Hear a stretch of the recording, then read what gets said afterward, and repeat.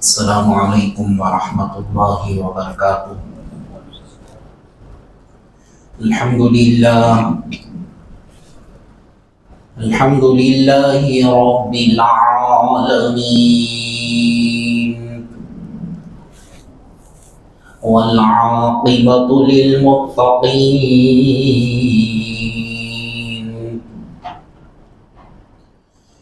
والصلاة والسلام على سيد الأنبياء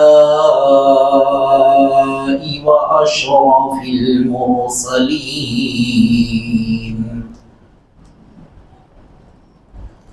وعلى آله وأصحابه الطيبين الطاهرين۔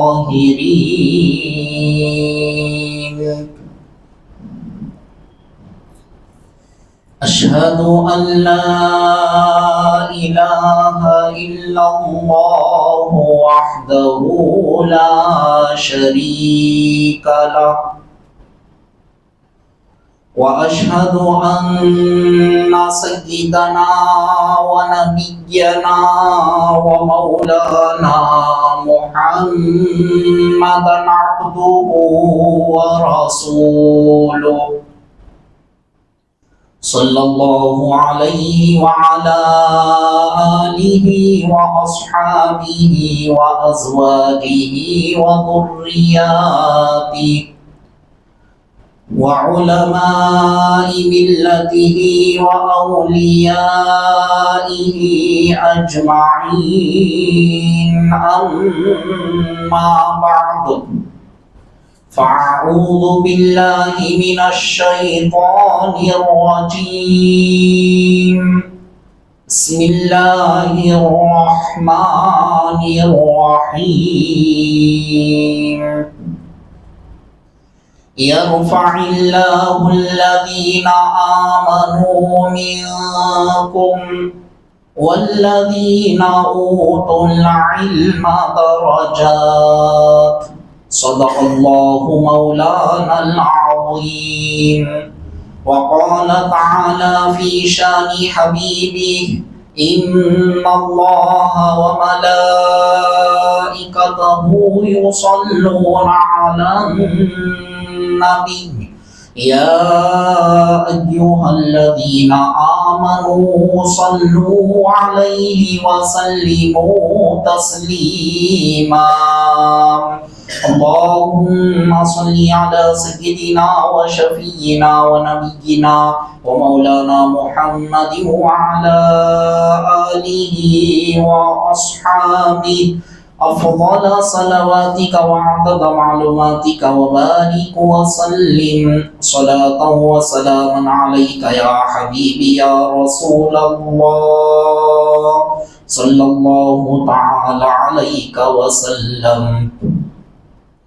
معزز سامعین کرام، محترم بزرگوں اور عزیز دوستوں، اللہ تبارک و تعالیٰ کا فضل احسان ہے، اس نے ہم گنہگاروں کو کالی کملی والے آقا حضور رحمت للعالمین شفیع المذنبین ارواحنا فدا مصطفیٰ صلی اللہ علیہ وسلم کا امتی بنایا۔ کرم ہے حق تعالیٰ کا، اس نے ہم گنہگاروں کو احکامات خداوندی کے تحت زندگی بسر کرنے کے لیے قرآن اور احادیث فقہ سے مالا مال فرمایا، اور آج عید المومنین جمعہ کے مبارک موقع پر ہم اور آپ کو یہاں پر اس کی بارگاہ میں سجدہ ریز ہونے کا موقع عطا فرما رہا ہے۔ معزز سامعین کرام،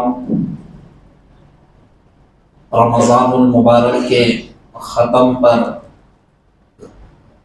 اور شوال المکرم میں ہم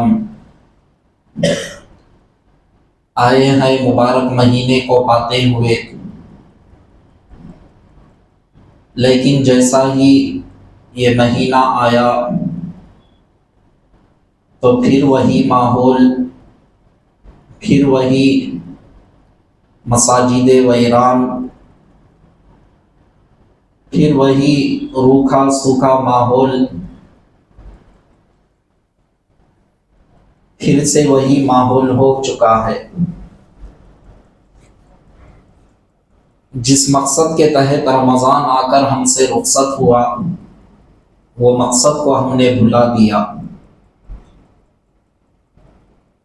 اور پھر سے ہماری وہی زندگی شروع ہو گئی جو رمضان سے پہلے تھی۔ مساجدوں کو ویران، دل میں آیا تو نماز پڑھ لے، ورنہ جمعے کو جمعہ پڑھ کر پھر رخصت ہو جائے۔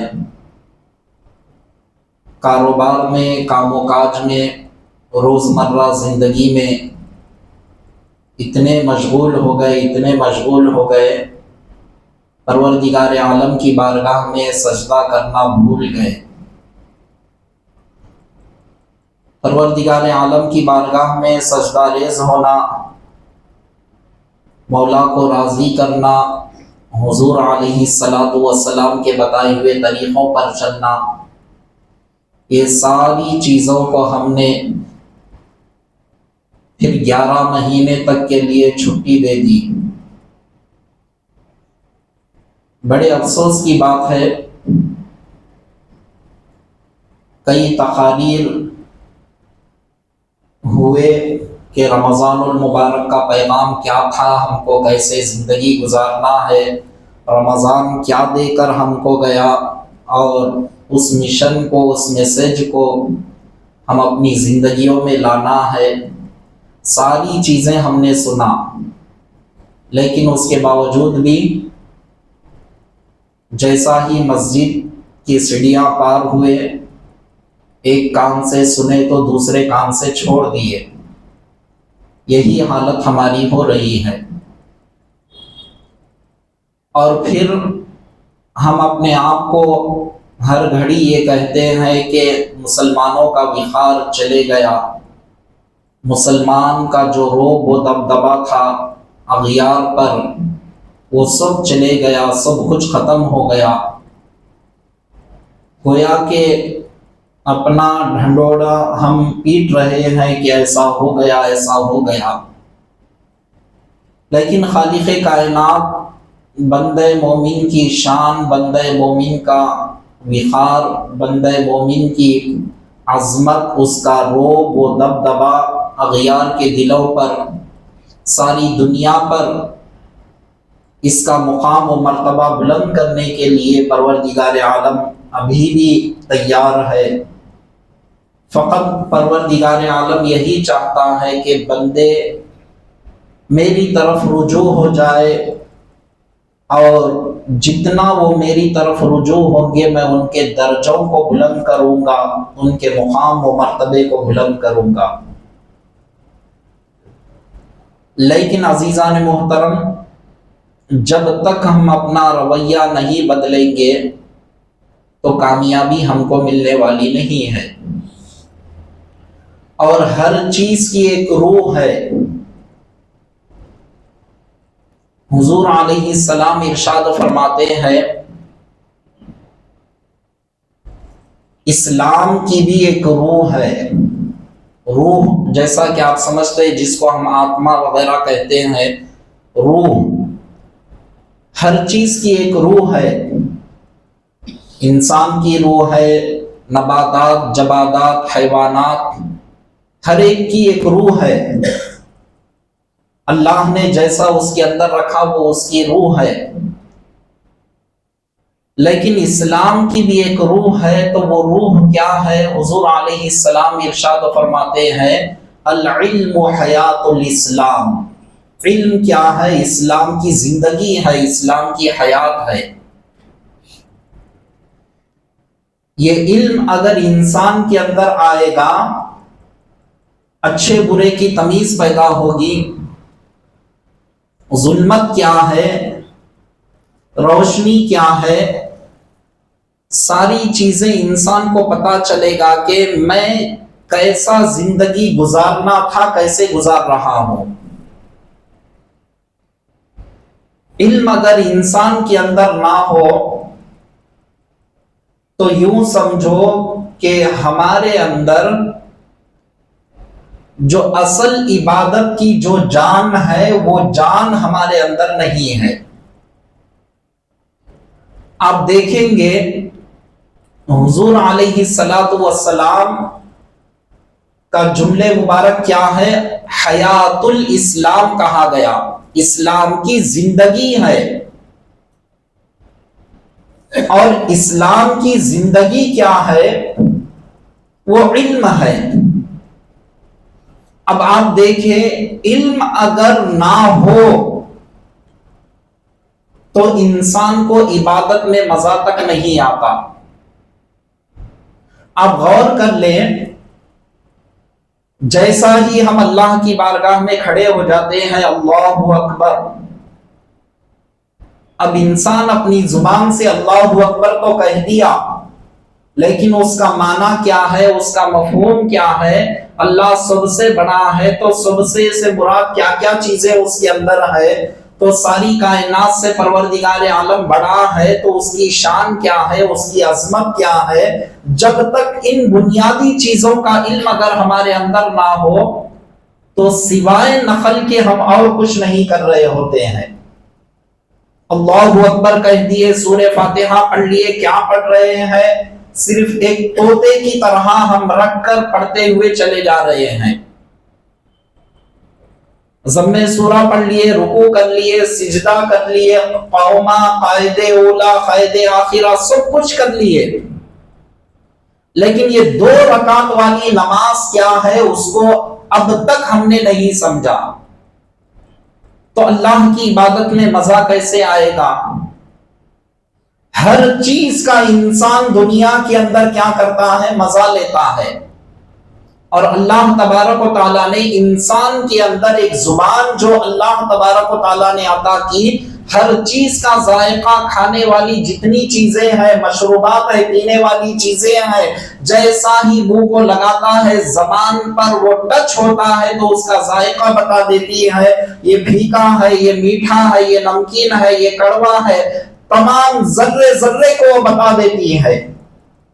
تو اسی طرح سے اللہ تبارک و تعالیٰ نے عبادت کا جو لطف رکھا ہے، جو مزہ رکھا ہے، وہ مزہ کیا ہے، وہ لطف کیا ہے، وہ کیسے ہم کو حاصل ہوتا ہے، یہ ساری چیزوں کی طرف ہم ذہن دوڑاتے ہی نہیں ہے۔ کیوں نہیں دوڑاتے ہیں؟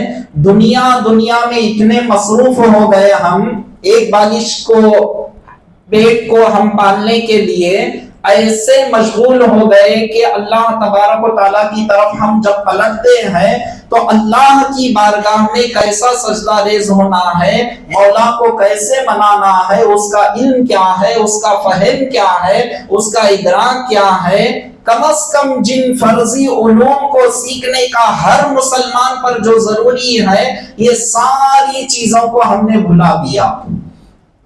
بس ہماری عبادت کیا ہے؟ ایک ایکٹنگ کے علاوہ اور دوسرا کچھ نہیں ہے، ایک نقل کے علاوہ اور دوسرا کچھ نہیں ہے۔ جھکو، کھڑے ہو جاؤ، سجدے میں چلے جاؤ، بس سلام پھیر دو، اس کے علاوہ اور کچھ نہیں ہے۔ اس کے اندر جو اصل ہماری روح ہونا چاہیے تھا، وہ چیزوں کو ہم نے بھلا دیا، وہ چیزوں کو ہم نے حاصل نہیں کیا، وہ چیزوں کو نہ ہم حاصل کرنے کے لیے ہمارے دل میں خواہش پیدا ہوتی ہے، نہ وہ چیزوں کو پانے کے لیے ہمارے دل میں جستجو، لگن، کچھ ہمارے اندر نہیں ہے۔ بس یہ کرنا، یہ سمجھ لیتے ہیں کہ یہی بہت ہمارے لیے زیادہ ہے، بہت ہم کامیاب ہو جائیں گے، جنت کا راستہ ہم کو مل جائے گا۔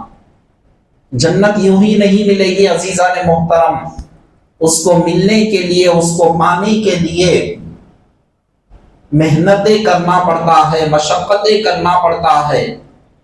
اب احادیث کا ذخیرہ اگر آپ اٹھا کر دیکھیں گے، حضور علیہ الصلاۃ والسلام امت کو سمجھانے کے لیے علم کیا چیز ہے، اس کا مقام کیا ہے، اس کا مرتبہ کیا ہے، سرکار دو عالم صلی اللہ علیہ وسلم ارشاد فرماتے ہیں، ایک عالم کی فضیلت عابد پر، عابد یعنی عبادت کرنے والا، عالم یعنی جو جان کر عبادت کرتا ہے، قرآن اور حدیث کا علم رکھ کر عبادت کرتا ہے، یہ دونوں لوگوں کی عبادتوں میں فرق بتا رہے ہیں اور یہ دونوں لوگوں کا مقام و مرتبہ بتا رہے ہیں. فضل العالم علی العابد کفضلی علی ادناکم.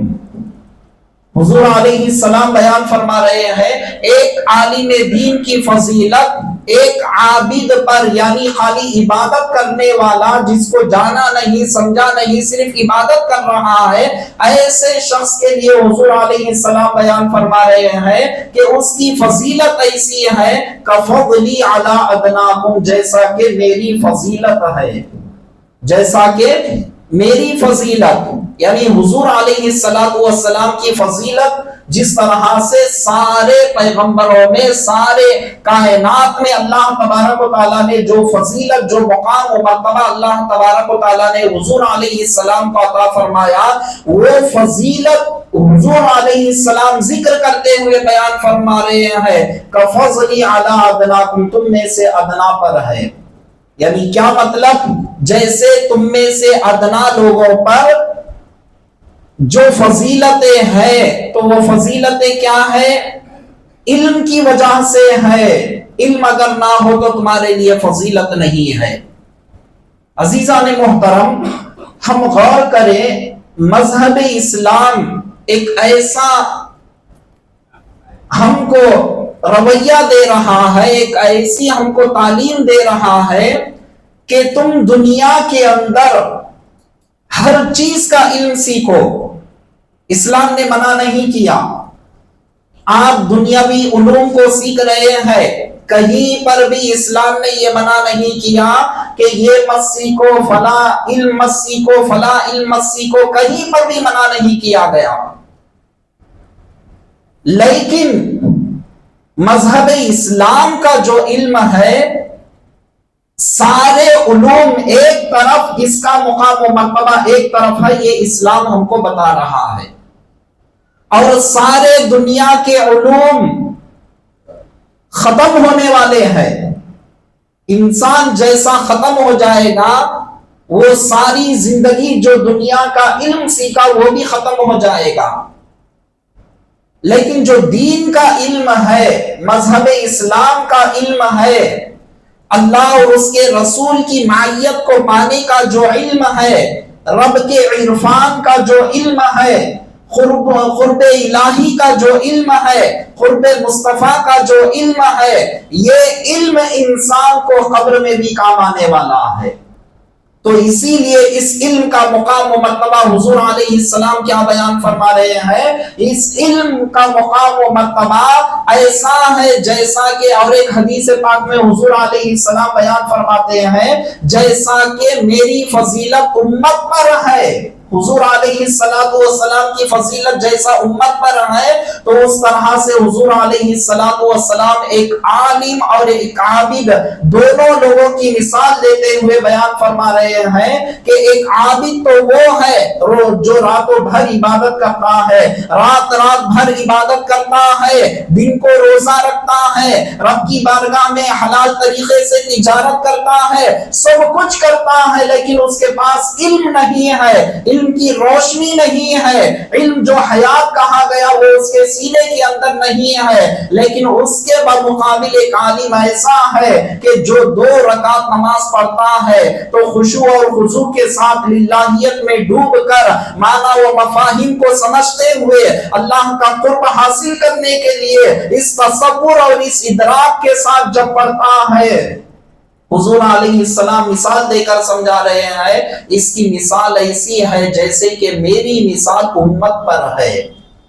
حضور علیہ السلام کا مقام و مرتبہ امت کے اندر کتنا ہے ساری کائنات میں کتنا ہے ہم اندازہ لگا سکتے ہیں نہیں لگا سکتے ہیں. اسی لیے کسی شاعر نے کیا خوب کہا بعد از خدا بزرگ قصہ مختصر یعنی اللہ تعالیٰ کے بعد ساری فضیلتیں سارے کمالات سارے اللہ تبارک و تعالیٰ نے معجزات ہر قسم کی خوبیوں سے جس ذات کو نوازا ہے وہ ذات کا نام محمد رسول اللہ صلی اللہ علیہ وسلم ہے. تو حضور علیہ السلام کتنی بڑی فضیلت ذکر کر رہے ہیں جیسے میری فضیلت امت پر ہے. تو امت پر کتنی بڑی فضیلت حضور علیہ السلام کی ہے. تو بیان فرما رہے ہیں کہ ایک عالم اور ایک عابد دونوں کے اندر اتنا بڑا فرق ہے. اسی لیے آپ دیکھیں عزیزان محترم، اسلام کے اندر انسان تو انسان، ایک جانور کو بھی اگر علم سکھایا جائے تو وہ جانور کا مقام بھی بڑھ جاتا ہے. اب میں بنیادی ایک چھوٹی چیزیں آپ کے سامنے رکھ دیتا ہوں. کتا کیا ہے؟ جس کا جھوٹا ناپاک ہے. بخاری شریف کے اندر حدیث پاک میں آتا ہے اگر وہ کسی چیز کو اپنی زبان لگا کر چاٹ دے تو اس کا حکم کیا ہے؟ فقہ کے اندر، حدیث پاک کے اندر یہ حکم ہے وہ برتن کو 7 مرتبہ دھونا پڑے گا جب تک وہ پاک نہیں ہوگی. اب دیکھیں یہ کتا ہے، یہ کون سا کتا ہے؟ جو کوئی بھی کتا ہو جس کا لعاب، جس کا تھوک اتنا ناپاک ہے، کوئی برتن کو اگر وہ چاٹ دے، شریعت کی جانب سے کیا حکم ہے؟ 7 مرتبہ اس کو دھونا پڑے گا جب تک وہ ناپاک رہے گی. اب آپ دیکھیں کتا اگر کسی جانور کو شکار کرے گا تو وہ کتے کو یہ دیکھا جائے گا یہ پالتو کتا ہے، علم سکھا، قلب معلم ہے، یعنی علم سکھایا ہوا کتا ہے یا جنگلی کتا ہے. اگر وہ کتے کو علم سکھایا ہوا کتا ہے، علم سکھانے سے تو آپ کیا مطلب؟ یعنی شکاری کا علم جو ہے، جانور کو پکڑنے کا جو علم ہے وہ علم اس کو سکھایا گیا ہے. پالتو اب اپنی زبان میں کہا جائے تو ایک پالتو کتا ہے. اب کتے کی بات آئی تو ایک بات اور ایک آپ کے سامنے رکھ دیتا ہوں. بڑے مسلمان، بہت سارے مسلمان اس پر اتنا شفقت پیار کرتے ہوئے نظر آتے ہیں، اپنے گھروں میں اس کو پالتے ہیں. یہ بالکل سراسر منع ہے. شریعت کے اندر ہم کو کب رکھنے کی اجازت ہے؟ اگر کسی کا کھیت وغیرہ اتنا وسیع ہے کہ جس کی رکھوالی کرنے کے لیے دور مقام پر اس کو باندھا جا سکتا ہے، رکھوالی کے تحت اس کو رکھا جا سکتا ہے. آپ چھوٹے مکانات میں اس کو پال رہے ہیں، گود میں اٹھا رہے ہیں، بچے کی طرح برتاؤ کر رہے ہیں، یہ بالکل غلط ہے. اسلام نے سخت منع کیا. جس کا جھوٹا بھی ناپاک ہے اور جس گھر میں یہ رہتا ہے رحمت کے فرشتے اس گھر میں نہیں آتے. علم نہ ہونے کی وجہ سے اکثر لوگ مسلمان اس طرح سے غلطیاں کر رہے ہیں. تو عزیزان محترم یاد رکھے کتوں کو ہرگز گھروں میں نہ پالا جائے. آپ گھر میں اگر پالنا ہے تو بلی کو پال سکتے ہیں، بلی کو آپ گھر میں پال سکتے ہیں.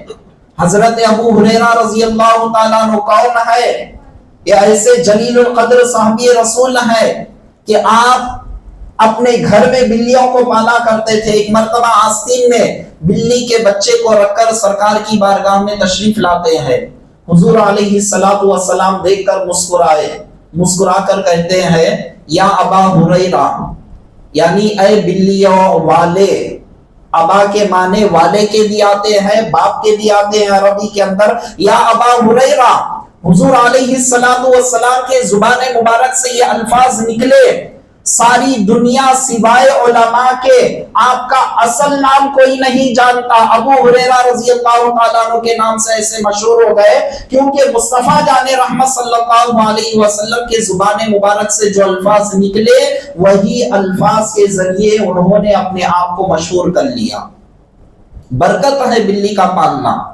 لیکن عزیزان محترم بات آ گئی تو کہہ دیا پھر الگ کسی مقام پر کس کو پالنا اچھا ہے، کس کو نہیں پالنا ہے، کس کو کس حد تک پالنا ہے، وہ الگ بحث ہے، پھر کبھی اس کو ہم کریں گے. تو اب میں یہ عرض کر رہا تھا قلب معلم جو ہوتا ہے یعنی سکھایا ہوا کتا، تو وہ سکھائے ہوئے کتے کے لیے بخاری کے اندر حدیث پاک ہے کسی جانور پر اس کو چھوڑ دیا جائے شکار کرنے کے لیے، حلال جانور پر، اور یہ قلب معلم جو ہے یہ سکھایا ہوا کتا جا کر اس جانور کو پکڑ کر اگر وہ زندہ لائے گا، یعنی اس کی گردن کو پکڑ کر اگر زندہ لائے گا، مالک کے حوالے کرے گا، تو مالک کیا کرنا چاہیے؟ اس کو وہاں پر بسم اللہ اللہ اکبر کہہ کر اس کو ذبح کر دینا چاہیے.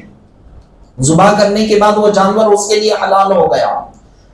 کتے کو چھوڑتے وقت بسم اللہ الرحمن الرحیم بسم اللہ اللہ اکبر کہہ کر چھوڑ دیے تو بخاری شریف کی حدیث پاک میں کیا آتا ہے؟ اگر وہ کتا اس کو زندہ پکڑ کر لائے تو مالک کلمہ پڑھ کر یعنی بسم اللہ اللہ اکبر کہہ کر اس کو ذبح کر دے پانی پلا کر، یہ اس کے لیے جائز ہے. لیکن اسی حدیث پاک میں یہ بھی ذکر کیا جا رہا ہے اگر وہ کتا شکار کرتے ہوئے جانور مر جائے، اب وہ جانور کا کیا حکم ہے؟ تو بخاری شریف کے اندر حدیث پاک میں ذکر کیا گیا، اسی حدیث پاک میں وہ جانور اس کے لیے حلال ہے، وہ جانور کو وہ کھا سکتا ہے. کیوں عزیزان محترم؟ عقل کام کر رہی ہے. ایک جانور ہے، جانور جا کر ایک کتا ہے کہ جس کے تھوک کے تعلق سے ایسا حکم ہے کہ 7 مرتبہ دھونا چاہیے، وہ کتا جا کر کسی کا شکار کیا اور وہ مر گیا، زندہ آیا تو بات سمجھ میں آ رہی ہے، بسم اللہ اللہ اکبر کہہ کر کاٹ دو حلال ہو جائے گا. لیکن اس کو بسم اللہ پڑھ کر اللہ کا نام لے کر بسم اللہ اللہ اکبر کہہ کر اس کتے کو چھوڑ دیا گیا اور وہ شکار کرتے ہوئے وہ جانور مر گیا. شریعت یہ کہہ رہی ہے کہ وہ تمہارے لیے جائز ہے، حلال ہے، تم اس کو کھا سکتے ہو. کیوں؟ وجہ کیا ہے؟ وجہ یہی ہے یہ کتا معمولی کتا نہیں ہے، یہ وہ کتا ہے جس کو سکھایا گیا ہے، یہ وہ کتا ہے جس کو ٹریننگ دی گئی ہے، یہ وہ کتا ہے جس کو شکاری کو کیسے شکار کیا جاتا اس کو علم دیا گیا ہے کہ یہ جاہل کتا نہیں ہے، کچھ نہ کچھ اس کے اندر علم ہے. اسی لیے شریعت یہ کہہ رہی ہے کہ اس کا پکڑا ہوا، اس کا شکار کیا ہوا جانور تمہارے لیے حلال ہے. اب دیکھو عزیزان محترم، ایک کتا کچھ ٹریننگ لے لیا، کچھ علم اس کے اندر آ گیا تو شریعت کیا ہم کو حکم دے دی کہ دیکھو اس کا شکار کیا ہوا تمہارے لیے حلال ہو گیا، اگرچہ کہ وہ مر جائے تمہارے لیے حلال ہو گیا. اب آپ غور کریں، جب کتے کے اندر اتنا علم آ گیا تو شریعت کے احکامات بدل گئے ہمارے لیے. اگر انسان کے اندر علم آ جائے تو حضور علیہ السلام کیا بیان فرما دیے؟ اللہ تعالی یرفع اللہ الذین آمنوا منکم والذین اوتوا العلم درجات. درجات کا لفظ استعمال کیا گیا، تم میں سے جو ایمان والے ان کو درجے ہیں، لیکن جو صاحب علم ہے اللہ تبارک و تعالیٰ ان کے درجات کو بلند کر دیتا ہے. درجات کو اللہ تبارک و تعالیٰ بلند کر دیتا ہے. تو آپ اندازہ لگائے عزیزان محترم، علم ہی ایک ایسی چیز ہے جو انسان کو عبادت کرنے کا صحیح طریقہ معلوم ہوتا ہے. آپ دیکھیں گے اللہ کے گھر میں بڑی بڑی باتیں تو دور کی بات ہے، صرف میں بنیادی چیزیں، مختصر چیزیں آپ اللہ کے گھر آ رہے ہیں، ہم آ رہے ہیں، بغیر ٹوپی کے نماز پڑھنا کیا ہے؟ مکروہ ہے. چاروں مسلک کے اندر، حنفی، مالکی، شافعی، حنبلی، چاروں مسلک کے اندر یہی حکم ہے، مکروہ ہے. اب بیچارے کسی کو نہیں معلوم، آ رہے ہیں، نماز پڑھ رہے ہیں اور یہ سمجھ رہے ہیں دل میں اللہ کی بارگاہ میں جھک رہا ہوں، ٹوپی سے کیا لینا دینا، میرے دل کے اندر اللہ سے محبت کتنی ہے، میرے دل کے اندر میں مولا کی بارگاہ میں جھک رہا ہوں، یہ میرے لیے کافی ہے. اگر کوئی سمجھ جائے تو آپ کیا کہیں گے؟ وہ جو سمجھ رہے ہیں ان کا سمجھنا ایک حد تک صحیح ہے، لیکن جو آداب ہوتے ہیں، جو اصول ہوتا ہے، وہ اصول، وہ آداب اسلام کے ہیں. تو یہ کیسے معلوم ہوگا؟ علم جب انسان کے اندر آئے گا تو یہ ساری چیزیں معلوم ہوگی. وضو میں کتنے فرائض ہے، کن کن چیزوں سے وضو ٹوٹ جاتا ہے، کب معلوم ہوگا؟ جب علم آئے گا تو معلوم ہوگا. رب کی بارگاہ میں کھڑے ہیں، کیسا کھڑنا ہے، کس طرح سے ادب و احترام کے ساتھ ٹھہرنا ہے، یا پھر کشتی جس طرح سے لڑی جاتی ہے اس طرح سے ٹھہرنا ہے، یا ادب و احترام کے ساتھ ٹھہرنا ہے. کنڈیشن کیا ہونا چاہیے، یہ کیسے معلوم ہو؟ دونوں پیروں کے درمیان کتنا فاصلہ ہو، کیسے معلوم ہو؟ علم آئے گا تو معلوم ہوگا کہ زیادہ سے زیادہ 1 بالش کا فاصلہ ہونا چاہیے. میں ایک بنیادی چیزیں آپ کے سامنے رکھ رہا ہوں، سجدے میں چلے گئے۔ اکثر لوگ غور کرے عزیزان محترم، سیدھے پیر کا جو انگوٹھا ہوتا ہے، پیر تو ایسا اڑ جاتا ہے، ہوا میں اڑ جاتا ہے، نماز خراب ہو جاتی ہے۔ آپ دیکھیں 3 انگلیوں کا زمین پر لگنا، جس کی پشت کا لگنا اس کے لیے ضروری ہے، واجب ہے، ان میں سے کم از کم انگوٹھا جو ہوتا ہے نماز کے ختم تک نہیں ہلنا چاہیے۔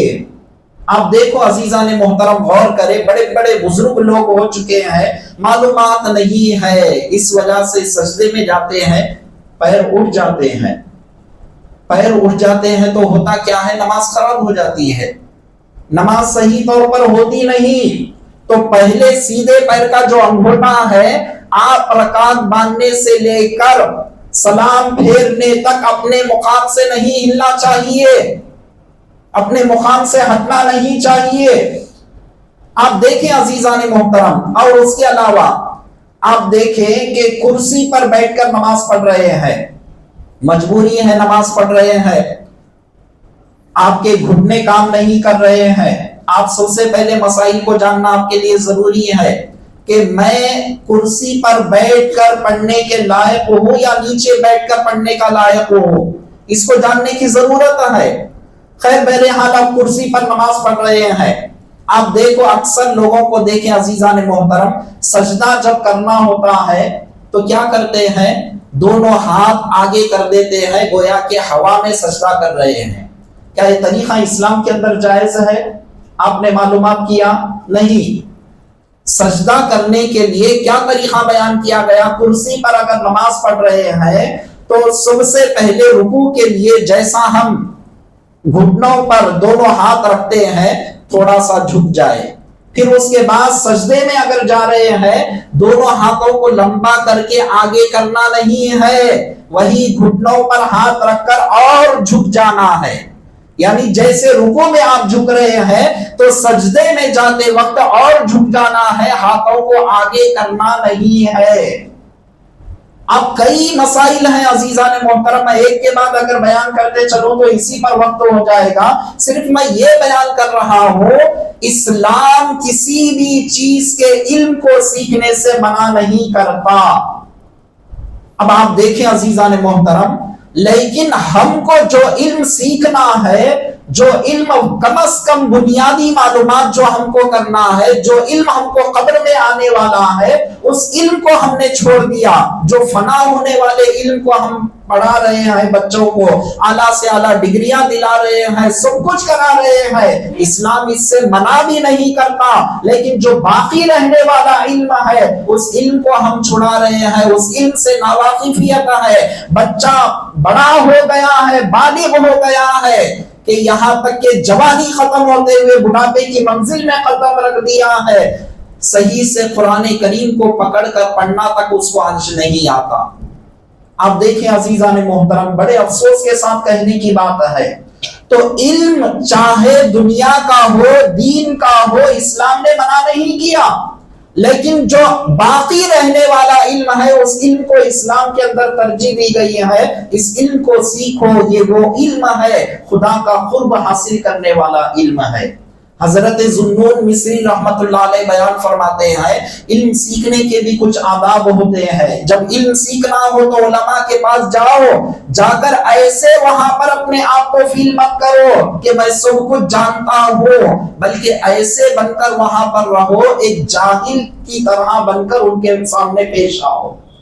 مطلب کیا ہے؟ جب جا کر تم کو علم آتا ہے تو یہ کیا ہے؟ علم کے آداب بھی ذکر کیے گئے۔ پھر اس کے بعد ذوالنون مصری رحمت اللہ علیہ آگے بیان فرماتے ہیں اہل اللہ کے پاس جب تم جاؤ تو تمہارے اندر ادب اتنا ہو کہ تم عاجزی کرتے ہوئے، انکساری کرتے ہوئے ان کی خدمت کرتے رہو، اللہ تبارک و تعالیٰ تم کو علم عطا فرماتا ہے۔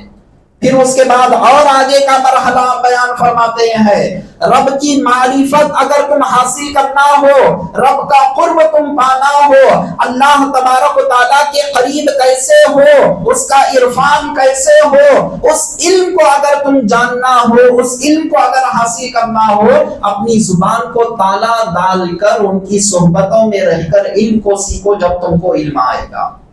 عزیزان محترم، آپ غور کریں، حضور علیہ الصلوۃ والسلام مسجد نبوی میں تشریف لائے، دونوں جماعتیں تھی، ایک طرف علم کی بات ہو رہی تھی، ایک طرف نمازیں پڑھی جا رہی تھی۔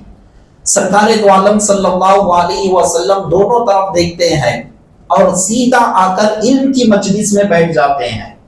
بیٹھ کر کیا ارشاد فرماتے ہیں؟ جو لوگ عبادت کر رہے ہیں الحمدللہ وہ بھی بہتر ہے، لیکن یہ اس سے بہتر ہے، اس لیے کہ یہ ایسی مجلس ہے جس مجلس کے ذریعے جب انسان کو علم آتا ہے تو عبادتوں کا صحیح طریقہ معلوم ہوتا ہے، اور اللہ تعالیٰ کے کیسے قریب ہو بندوں کو ساری چیزوں کا علم آتا ہے۔ یہ مجلس اس مجلس سے بہتر ہے، حضور علیہ السلام بیان فرماتے ہیں۔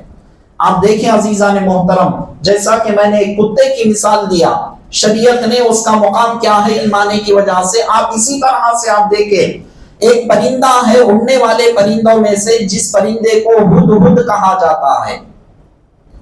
حضرت سلیمان علیہ السلام پرندوں کا جائزہ لے رہے ہیں، آج کتنے پرندے، کیونکہ اللہ تعالیٰ کو وہ حکومت عطا فرمایا، ہواؤں پر، بادلوں پر، ہر طرح کی حکومت اللہ تبارک و تعالیٰ نے آپ کو عطا فرمایا۔ کیوں عطا فرمایا؟ اس کے پیچھے کی وجہ کیا ہے؟ اللہ تعالیٰ تینوں آپشن آپ کے سامنے رکھا، سلطنت چاہتے ہو، علم چاہتے ہو، یا پھر حکومت وغیرہ، یہ ساری چیزیں چاہتے ہو، تین چیزیں آپ کے سامنے رکھی گئی، تو ساری چیزوں کو آپ نے ترک کر کے آپ نے علم کو اپنایا۔ علم کو جیسا اپنانا تھا، اللہ تعالیٰ علم کی بدولت وہ دو چیزیں بھی آپ کو عطا فرما دی، حکومت بھی دے دیا، سلطنت دے دی، ہواؤں پر، بادلوں پر، سمندری مخلوقات پر، ہر چیز پر آپ کا حکم چلتا تھا۔ ہواؤں کو حکم دے دے تو وہ مشرق سے مغرب، مغرب سے شمال، جیسا چاہے آپ کے اشارے سے گزر جاتی۔ کسی مجلس میں آپ کے کوئی انسان ہے، وہ انسان کو فوری فلاں مقام پر پہنچنا ہے تو آپ ہواؤں کو حکم دیتے کہ یہ بندے کو فلاں مقام پر پہنچا دے، آن کی آن میں وہ بندہ وہ مقام پر پہنچ جاتا۔ کئی واقعات ہیں ایسے، اب سنانے کے اتنا وقت نہیں ہے۔ قرآن کریم کے اندر آپ جب جائزہ لے رہے ہیں، اس منظر کو اللہ تعالیٰ 19ویں پارے میں ذکر کیا، وَتَفَقَّدَ الطَّيْرَ فَقَالَ مَا لِيَ لَا أَرَى الْهُدْهُدَ۔ آپ کیا بیان فرماتے؟ جب پرندوں کا آپ جائزہ لے رہے تھے، پرندوں میں ہدہد پرندے کو آپ نے نہیں پایا، تو آپ بیان فرما رہے ہیں مَا لِيَ لَا أَرَى الْهُدْهُدَ، کیا بات ہے میں ہدہد پرندے کو نہیں پا رہا ہوں۔ ہدہد کو آپ نے کیوں ذکر کیا؟ ہدہد پرندے کے اندر وہ علم ہے کہ جب وہ پرندہ زمین پر دیکھتا ہے تو کس مقام پر پانی ہے اس کو پتا چل جاتا ہے۔ مفسرین اکرام بیان فرمائے سارے پرندے ہیں، آپ دوسرے پرندوں کا بھی آپ ذکر کر سکتے تھے، چلو حلال جانور الگ بات ہے، حرام الگ بات ہے، یہ دونوں میں سے حلال کو آپ پسند کرتے ہوئے کسی جانور کا ذکر آپ کر دیتے، کبوتر نہیں دکھائی دے رہا، فلاں نہیں، طوطا نہیں دکھائی دے رہا، کوئی اور کا بھی ذکر کر سکتے تھے، لیکن آپ نے کیا ارشاد فرمایا؟ لا ارل ہدہدا، کیا بات ہے ہدہد نظر نہیں آ رہا ہے؟ تو مفسرین اکرام بیان فرماتے ہیں ہدہد کو سلیمان علیہ السلام جب کبھی بھی سفر میں جاتے وہ پرندے کو ساتھ لے جاتے، اس لیے کہ اس کے اندر اتنا علم ہے، وہ جیسا ہی چونچ زمین پر رکھتا ہے تو اس کو پتا چل جاتا ہے کہ زمین کے اندر پانی اس مقام پر ہے یا نہیں، ساری چیزیں اس کو معلوم ہو جاتی ہے۔ تو آج جیسے آلات کے ذریعے دیکھا جاتا ہے کہاں کھودنے پر پانی ملتا ہے، اللہ تعالیٰ ہدہد پرندے کو وہ علم دیا، زمین پر وہاں پر چونچ مارتا تھا جہاں پر پانی ہے۔ حضرت سلیمان علیہ السلام جب لشکر کے ساتھ جاتے تو وہاں پر کچھ کھود دیتے، اور یا حکم سے تمام لوگ جب کھود دیتے تو وہاں سے پانی آ جاتا۔ آپ غور کریں تو وہ پرندے کے پاس وہ علم ہے، تو اللہ تبارک و تعالیٰ نے کیا کیا؟ وہ پرندے کا ذکر حضرت سلیمان علیہ السلام نے کیا تو وہ اللہ تبارک و تعالیٰ کلام مقدس میں ذکر کر دیا۔ اب مخلوقات میں سے چھوٹی مخلوق ہم جس کو سمجھتے ہیں وہ کیا ہے؟ چونٹی ہے۔ اللہ تعالیٰ اس کا ذکر بھی قرآن کریم کے اندر کیا. کیوں کیا؟ اس کے پاس علم تھا. کیا علم تھا؟ کہ حضرت سلیمان علیہ السلام کا لشکر جا رہا ہے.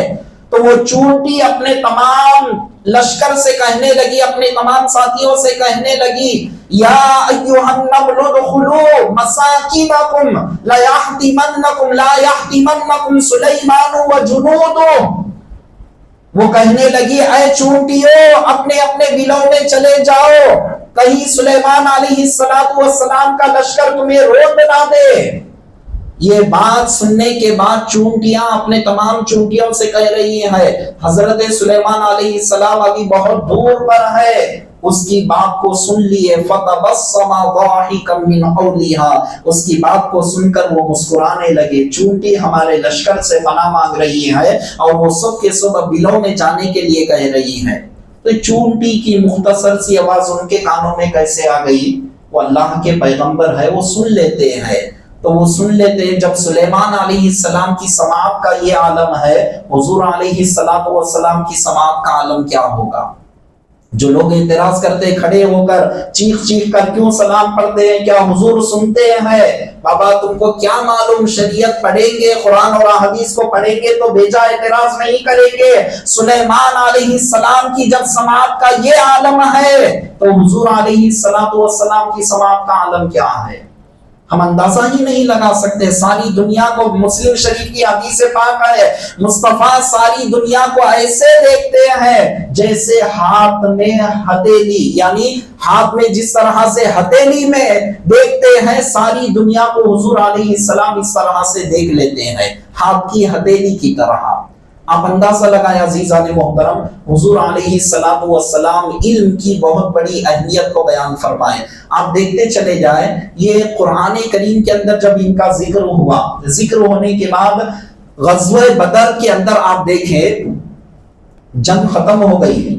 جنگ ختم ہونے کے بعد سرکار دو عالم صلی اللہ علیہ وسلم جتنے کفار تھے ان سے کہنے لگے 4000 درہم ٹیکس کے طور پر دے دو، فدیے کے طور پر دے دو اور تم آزاد ہو چلے جاؤ. ان میں سے 70 کافر جو قید ہوئے، بعض کافروں کے پاس اتنی طاقت نہیں تھی کہ وہ 4000 درہم دے سکے.